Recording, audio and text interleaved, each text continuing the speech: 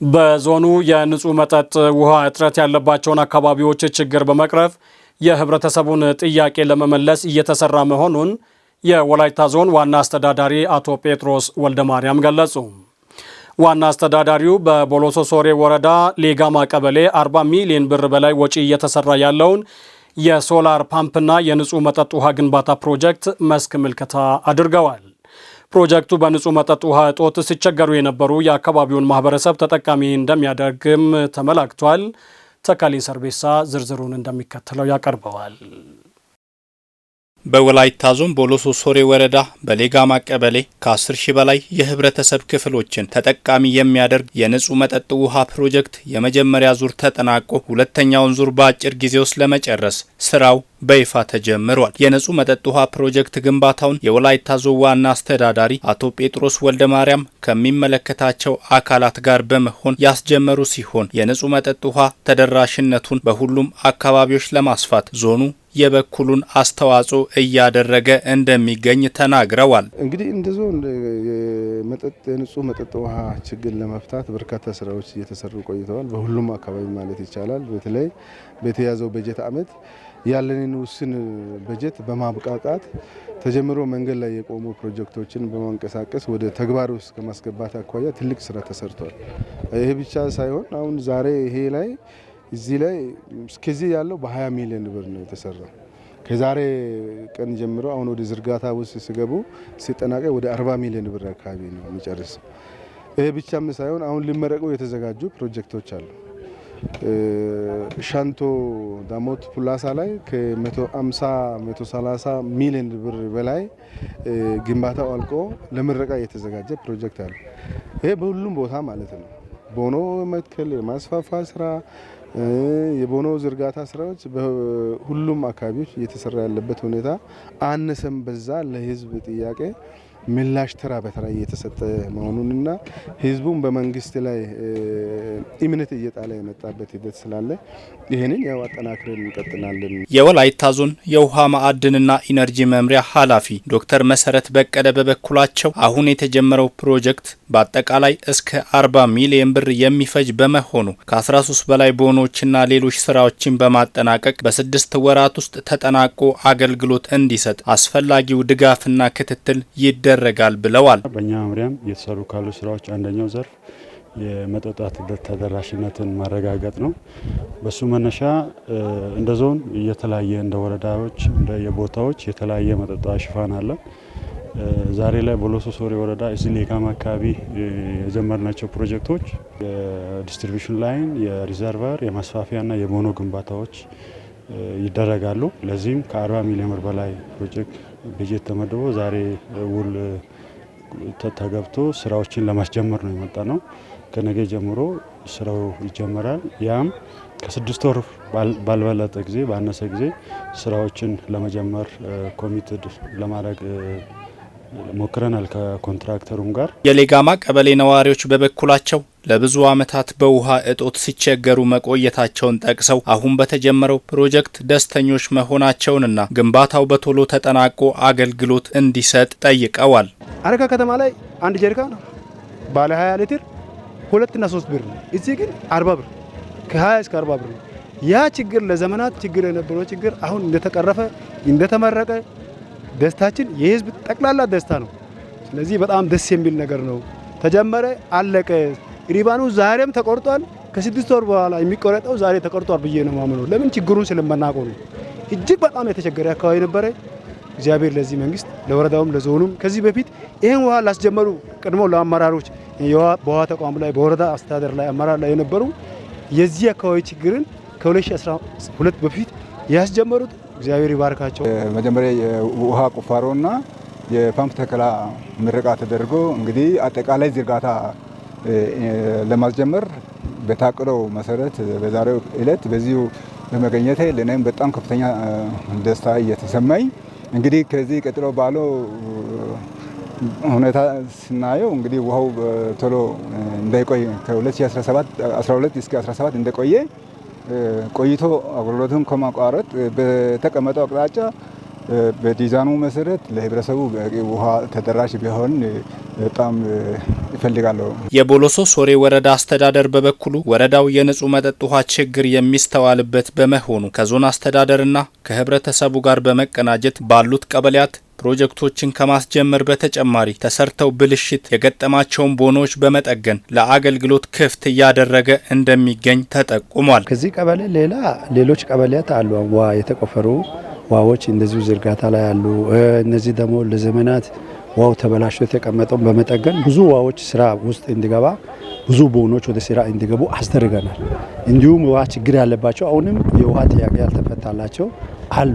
ህብረተሰቡ ገንዘብ እያዋጣ ነው፣ እኛም ከነሱ ጋር እየተተባበረን ነው። ስለዚህ እንደኛ ያው የውሃ ሽፋኑን ለማዳረስ ጥረት የተደረገ ነው ያለው፣ ግን ጥበቃ ያስፈልጋል። ምንድነው ችግሩ? አርሶ አደሩ እንደዚህ አይነት ከፍተኛ በሚሊዮንስ ወጪ ወጥቶ የተገነባው ውሃ አርሶ አደሩ መጠበቅ አለበት። የሌጋማ ቀበሌ ንጹህ መጠጥ ውሃ ፕሮጀክት ተጀምሮ እስከሚጠናቀቅ ድረስ ዞኑ አስፈላጊውን ድጋፍና ትብብር እንደሚያደርግም ተመላክቷል። የትራፊክ አደጋን ለመከላከል ብቁ አሽከርካሪዎችን መፍጠር የሚያስችል የነባር አሽከርካሪዎች የስነ ምግባር ተሃድሶ ስልጠና እየተሰጠ መሆኑን የወላይታ ሶዶ ከተማ ትራንስፖርትና መንገድ ልማት ጽሕፈት ቤት አስታወቀ። ስልጠናው በከተማዋ የሚገኙ የትራፊክ ፖሊሶችንና የአሽከርካሪዎችን ተግባቦት የሚጨምር ስለመሆኑም ተናግሯል። በ3 ምዕራፎች ተከፍሎ የተጀመረው ይህ ስልጠና ለ3 ቀናት እንደሚቆይም ተገልጿል። ዘገባው የዳግም አዴቦ ነው። ለአንድ ዓመት ተቋርጦ የነበረው የሶዶ ከተማ የነባር አሽከርካሪዎች የስነ ምግባር ተሃድሶ ስልጠና ዘንድሮ በ3 ምዕራፍ ተከፍሎ ለአሽከርካሪዎች ስልጠና መስጠት ጀምረዋል። እንደ ከተማው የሚገኙ ከ3 እግር የከተማ ታክሲ አሽከርካሪዎች ጀምሮ የህዝብ ትራንስፖርትና የደረቅ ጭነት አሽከርካሪዎችን ያማከለው ይህ የተሃድሶ ስልጠና በስነ ምግባር የተመሰገኑና አደጋን አስቀድሞ ተከላክሎ ከማሽከርከር አኳያ የበቁ አሽከርካሪዎችን ለመፍጠር የሚረዳ ስልጠና መሆኑን የሶዶ ከተማ ትራንስፖርትና መንገድ ልማት ጽሕፈት ቤት ኃላፊ ወይዘሪት መቅደስ በዛብህ ተናግረዋል። የታድሶ ስልጠና ጀምረናል። በተከታታይ ለ3 ቀናት የሚቆይ ይሆናል። የስልጠናው ዓላማ የትኛውም አሽከርካሪ የታድሶ ስልጠና ወስዶ ማለፍ ስላለበት በተጨማሪ ደግሞ የስነ ምግባር ስልጠናም እየወሰደ ከጊዜ ወደ ጊዜ ራሱን እያበቃ እየተሻሻለ መሄድ ስላለበት አስፈላጊነቱም እጅግ በጣም ወሳኝ ስለሆነ ነው የዛሬ ስልጠና ያዘጋጀ ነው። ስልጠናው ከአሽከርካሪዎች በተጨማሪ የትራፊክ ፖሊሶች ያሉባቸውን ድክመቶች ለይተው እንዲያረሙ የሚጋብዝና ከአሽከርካሪዎች ጋር ተግባብተው እንዲሰሩ የሚያግዝ ነው ያሉት ደግሞ የወላይታ ሶዶ ከተማ የመንግስት ዋና ተጠሪ አቶ ጸጋዬ ተክለ ሃይማኖት ናቸው። አሽከርካሪዎችን እንዲያርሙ፣ እንዲያስተካክሉ፣ ዘርፉን እንዲመሩ የተጋበዙ በኃላፊነት ደረጃ ያሉ ትራፊክ ፖሊሶችም ችግራችን የቱ ጋር ነው፣ ተቀራረበን ከአሽከርካሪዎች ጋር ከመስራት አኳያ ያለብን ጉድለት የትኛው ነው ብሎ የሚማሩበት፣ አሽከርካሪዎችም በተቃራኒው በእነሱ ዘንድ የሚታየውን ክፍተት ችግር የኔ ነው ብሎ ተቀብለው በቀጣይ በተለይም በዞናችን እንዲሁም በከተማችን ከጊዜ ወደ ጊዜ እየጨመረ የመጣውን የተሽከርካሪ አደጋን ለመቀነስ ታልሞ የተዘጋጀ ትልቅ መድረክ ነው። ስልጠናው የመማሪያ መድረክና በየ6 ወር ውስጥ ቢሰጥ መልካም ስለመሆኑ ያነሱት ሰልጣኞች በቀጣይ አደጋን አስቀድሞ ከመከላከል አንጻር ተገቢውን ጥንቃቄ እንደሚያደርጉ አሳስበዋል። በዚህን ደረጃ ሲቀጥል እኛ ደግሞ አሁን ይህንን የተሰጠንን ትምህርት ወደ ተግባር አዙረ ነው ብንገለገል በጣም ቆንጆ ነው የሚል ሀሳብ አለኝና ትምህርቱ ስልጠናው ያውን ታድሶ የሚሰጠን ለኛ ለአሽከርካሪዎች ጥሩ ግብዓት አለው ብዬ ገምታለሁ። በየ6 ወሩ የስልጠና ቢኖር እኛ ለህብረተሰቦቻችን በየ6 ወሩ አድርገን ስልጠናውን ተቀብለን የተቀበልነውን ስልጠና ደግሞ በማህበረሰቡ ላይ በመናሽከረክረው በአሽከርካሪው ላይ ተግባራዊ ስናረግ ጥሩ ነገር ነው። በቃ ስለዚህ ከኛም ችግር ያለውን መቅረፍ አለብን። ችግሩን ማንቀርፍ ከሆነ ሄዶ አደጋው ክቡር የሆነ የሰውን ህይወት ማጥፋት ብቻ ሳይሆን በአሁኑ ሰዓት ሁሉ ነገር አስቸጋሪ በሆነ ሰዓት ንብረትም መልሶ በእኛ በአሽከርካሪዎችም ላይ ብዙ ችግር እየተከተለ ስለሆነ ይህንን ደግሞ መቅረፍ የምንችለው አደጋውን ተከላክለን በተረጋጋ መንፈስ ሳንፈጥን ሁሉንም ነገር በሰከነ መንፈስ እያሽከረከርን አደጋውን የምንከላከልበት መንገዶቹ እኛው ሾፌሮች መፈለግ አለብን። ጥሩ ነው። ክፍት የሆነ መድረክ ነው፣ ነፃ የሆነ መድረክ ነው። በመሆኑም አንጻር ብዙ ነገር ተነስቷል። እኛም ከዛ ላይ ስልጠናው በኮምፒውተርም ታግዞ የወሰድነው ስልጠና አለ። ከሱም ብዙ የተማርነው ነገር አለ። ከሚመለከተው ባለስልጣናትም ያሉ የሰጡን መልእክት አለ። እኛም የተማርነው ነገር አለ። ከአደጋ በተያያዘ ተሳፋሪ ጋር ያለውንም ነገር ከረዳትም ጋር ያለውን ነገር ከታሪፍ ጋርም ያለውን ነገር ብዙ ነገሮችን ተምረናል። መልካም ነው። ከስልጠናው በኋላ በተለይ የህዝብ ትራንስፖርት አሽከርካሪዎች ተገልጋይ የህብረተሰብ ክፍል ከሚያማሩ ድርጊቶች ተቆጥበው በቅንነት አገልግሎት መስጠት እንዳለባቸውና ከትራፊክ ቁጥጥር ጋር ተያይዞ የሚያጋጥሙ ችግሮች እንደሚቀረፉ ተገልጿል። የተመሰገኑ መሆን አለባቸው። በተጨማሪ እነሱ የሚሰጡት ለህዝብ ነው አገልግሎት። ህዝብ ማማረር የለበትም። ለህዝብ አገልግሎት ለመስጠት አስፈላጊነቱ እስከሆነ ድረስ ለህዝቡ ምቹ የሆነ ሁኔታዎችን መፍጠር አለባቸው ማለት ነው። ምቹ ሁኔታ ከመፍጠር አኳያ በተጨማሪ ደግሞ እነዚህ ትርፍ ከመጫን አላስፈላጊ የሆኑ ማመናጨቆች እንዳይኖሩ በትህትና ያው አገልግሎት እስከሆነ ድረስ ህዝብን ዝቅ ብሎ በትህትና ማገልገል ይኖርባቸዋል ማለት ነው። አሽከርካሪዎች እጅግ በጣም ደስተኛ ነው።